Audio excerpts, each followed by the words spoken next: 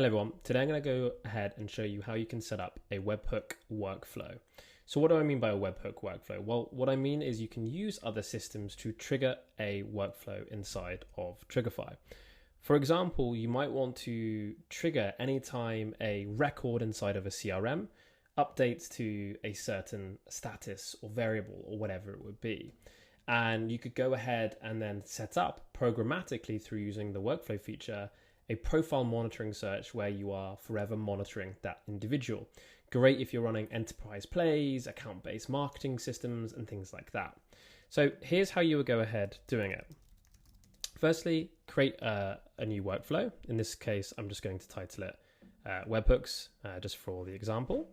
And then we're going to go ahead and add a webhook trigger. So the first thing I'm going to need to do is generate a new webhook URL. So we do this, and then I'm going to go ahead and click copy on this webhook URL.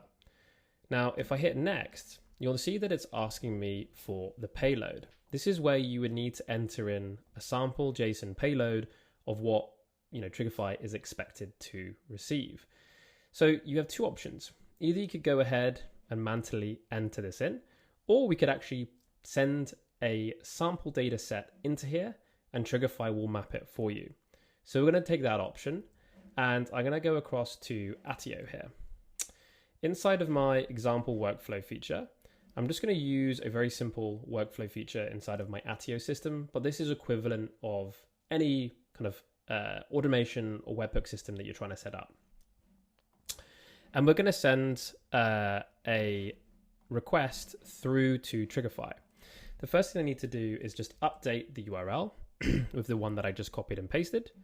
Ensure that I have content type application JSON selected, and then I'm going to go ahead and just send through the data that I'm wanting to send through. Obviously, you would use variables and things like that, but for the purpose of today, I'm just going to add in some dummy data. So we could just say location, and then we could say United Kingdom, for example. And then just hit publish changes. Now I'm going to go ahead and manually test this now.